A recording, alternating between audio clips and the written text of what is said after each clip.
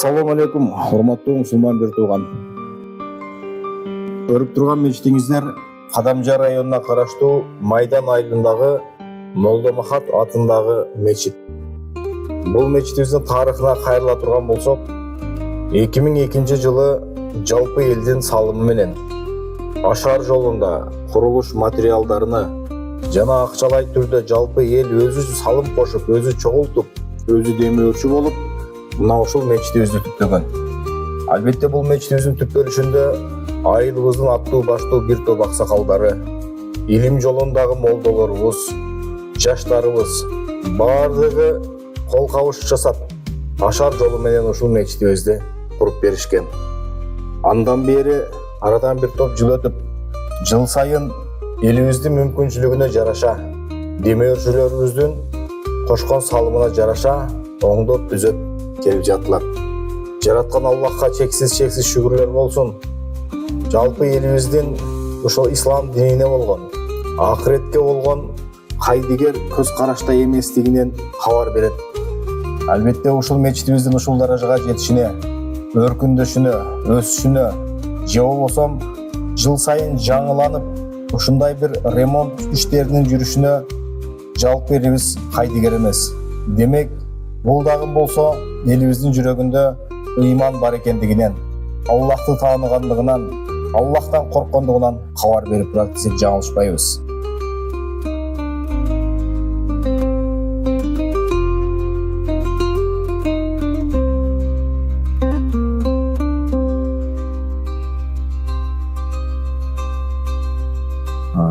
Ал эми биз эч качан унутпашыбыз керек, мына булар бир коюлган устунду дагы усталар өз колу менен жасап, чеберлеп, гүлдөрдү салып, ушинтип жасалгаланган биздин мечитибиз. Аллах ол инсандардан дагы ыраазы болгон болсун. Кээ бул мечитибиздин курулушуна чоң салымын кошуп кеткен биздин усталарыбыз, аксакалдарыбыз, эл башчыларыбыз, бул дүйнөдөн көз өтүп кеткендери бар. Аллах аларды бейиши менен сыйлаган болсун. Бисмилла деп мечитибизге кадам коебуз. Мынакей мечитке кирип келгенде эле чоң мечит.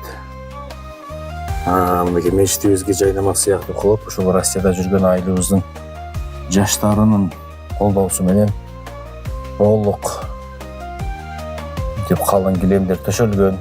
Ошондой эле мечитибиздин ичи жалпы жылытуу системасы коюлган. Жүрдөн мынакей мечитибиздин ичи жылуу.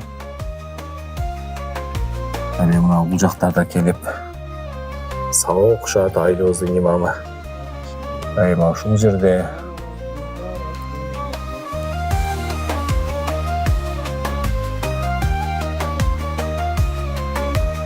ошондой эле мынакей жайкыга дагы вентилятор коюлган, коопсуздук чаралары эске алынып, мечитибиздин сыртына, ичине камералар орнотулган.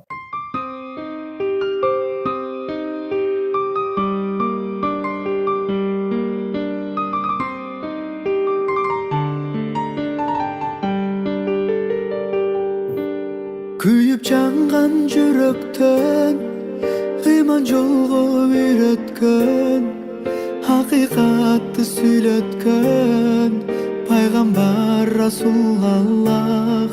Тура жолду баштадың, артка кадам баспадың, Аллахты айтып мактадың, Мухаммад Расулаллах. Аллах, Аллах, өмүрүм сенде Аллах. Аллах, Аллах, ла илаха иллаллах.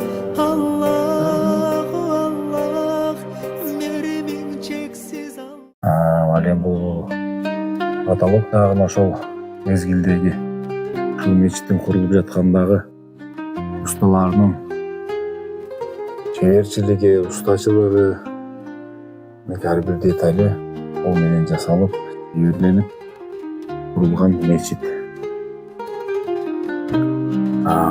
Бул жакта эми биздин имамыбыздын минбары ушул жерден туруп окулат. Жума күндөрү элди жакшылыкка үндөйт.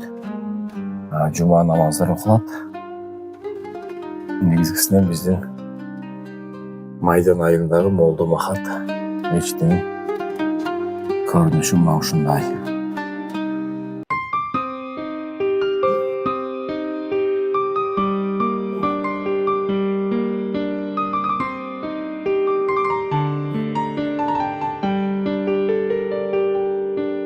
Kuyup жанган жүрөктөн ыйман жолго үйрөткөн, hakikatты сүйлөткөн пайгамбар Расулаллах. Туура жолду баштадың, артка кадам баспадың, Аллахты айтып мактадың, Мухаммад Расулаллах.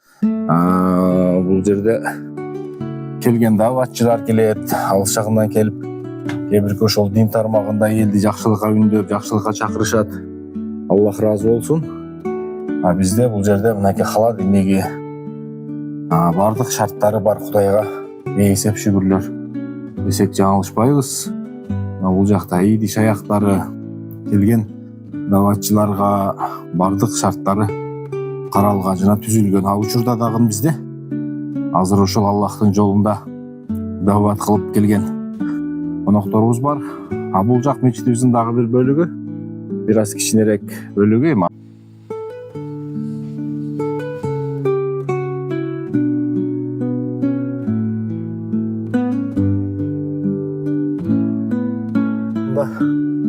Багдарактар отургузулган, алма, гилас жана башка жаздын күндөрү бул жерлерге гүлдөр эгилип, сонун көрүнүш болот.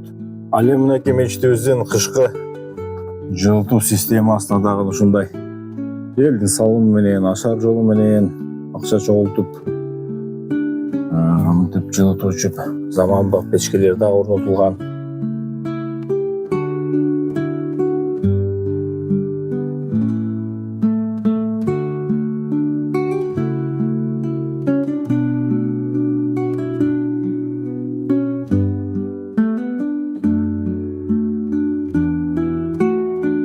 Бул биздин мечитибиздин жалпы дааратканасы. Ар дайым бизде суу камсызданып турат. Ошондой эле Аристон коюлуп даарат алганга жакшы мүмкүнчүлүк, шарт, жылуу суу. Эми бул жагында мындай душовой азыр күрөштүрүп турат экен. Кийик Аристон коюлган. Бул жактан душ кылып чайканса болот. Эми бул жактан ушул намазга даарат ала турган дааратканабыз. Эми бул жактагы ажаткана, мына ушул көрүп турганыңыздар ажаткана, мына ушул даараткана, ушулардын баардыгы жергиликтүү элдин жана Россияда иштеп жүргөн биздин мигрант жаштардын салымы менен ошолордун демөөрчүлүгүнүн астында гана курулган. Аллах Таала разы болгон болсун. Мындайким ушуларга салым кошуп, ушул мечитибиздин таза болушуна, абат болушуна, ушул жерден Аллахтын аты улукталып, канча дуа ибадаттар болгон болсо, ошолордун ушул салым кошкондордун дагы ар бирине үй бүлөсүнө жетип турган болсун. Жыл сайын жайкы каникулда башка айылдардан келип, кичинекей балдар мына ушул жерде медресе сыяктуу исламий илим алышат. Ал эми ушул окуган окуучулар үчүн жакшы шарт түзүү берүү максатында айылыбыздын дагы бир берешен тургунун тарабынан мындай сонун жатакана куруп берилди. Аллах разы болгон болсун. Ким кандай жакшы ниет, жакшы иштер жасаган болсо, Аллах өзү көрүп турат, өзү сыйлап алат. Негизгиси мечит сенин менин эмес, Аллахтын үйү. Демек Аллахтын үйү бул баарыбыздын үйүбүз. Мечитке келип Аллахты улуктап, Аллахтын сөзүн сүйлөп, Аллах буйруган парызыбыз 5 убак намазыбызды окуп, ушул жерден өзүбүзгө, үй бүлөбүзгө, элибизге, жерибизге, мекенибизге Аллахтан сурап дуа кыла турган жай. Андыктан келечегибизди сурай турган жерибизди таза кармоо, мына ушул жерди көрктөндүрүү, ушул жерди кооз кылуу бул ар бирибиздин мойнубуздагы милдет. Анткени биз мусулман инсанбыз. Жараткан Аллах ар бир кылынган дуа ибадаттарды жана ушундай мечитке кылынган жакшылыктарды Аллахым кабыл кылган болсун.